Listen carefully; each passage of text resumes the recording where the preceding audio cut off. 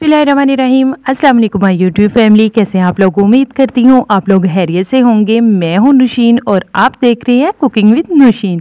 Welcome करती हूँ आपको अपने चैनल में। इससे पहले कि आज की रेसिपी की तरफ बढ़े, वीडियो को लाइक कीजिएगा, वीडियो को शेयर कीजिएगा और चैनल को सब्सक्राइब करना तो बिल्कुल भी ना भूलिएगा। जी हाँ, आज मैं बना रही हूँ बिल्कुल ढाबा स्टाइल में कद्दू गोश्त को कैसे बनाते हैं और बड़े और बच्चे सब इसे खुशी से खाएंगे। तो चलें जी, स्टार्ट करते हैं। सबसे पहले जी मैंने लिया है बीफ मैंने लिया है आधा किलो।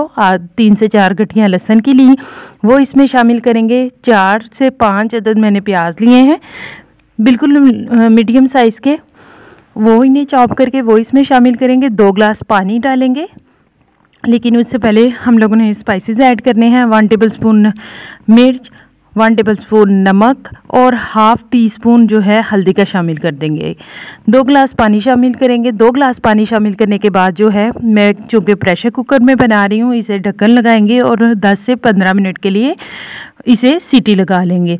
अगर आप देचकी में बना रहे हैं या वैसे, तो आप 45 मिनट लगा सकते हैं। बारीक बारीक आप कद्दू को काट लें, नमक और हल्दी और पानी डाल के बॉयल होने के लिए रख दें। उतनी देर गोश्त जो है रेडी हो चुका था, पानी जो है खुश्क हो चुका था, थोड़ा सा पानी था। 3 से 4 अदद मैंने इसमें टमाटर जो है वो चॉप करके शामिल करूँगी और इसके साथ जो है मैं इसमें ऑयल शामिल किया। हाफ़ प्याली ऑयल शामिल करके अच्छी तरह से की बुनाई, ताकि टमाटर वगैरह भी अच्छी तरह से गल जाएँ। ये हर चीज़ ऑलमोस्ट इसमें गल चुकी थी, ये देख सकते हैं। पानी खुश्क हो चुका है कद्दू का भी। इसे मैश करेंगे हल्का हल्का और इसमें शामिल कर देंगे। शामिल करने के बाद जो है अच्छी तरह से यहाँ पे भी करेंगे मैश करने के बाद जो है, यहाँ पे आपने फ्लेम जो है हाई रखनी है, बिल्कुल लो नहीं रखनी, हाई रखनी है। ये देखें माशाल्लाह अल्हम्दुलिल्लाह अच्छी तरह से कद्दू हो चुका था, बिल्कुल मैश, बिल्कुल नज़र भी नहीं था आ रहा कि ये क्या इसमें बनाया गया है।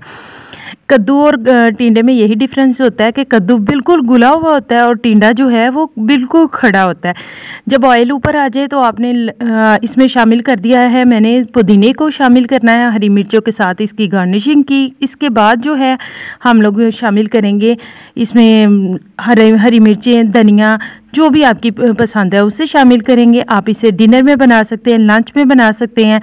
होप सो आपको वीडियो आज की बहुत ज़्यादा अच्छी लगी होगी। वीडियो को लाइक, शेयर और चैनल को सब्सक्राइब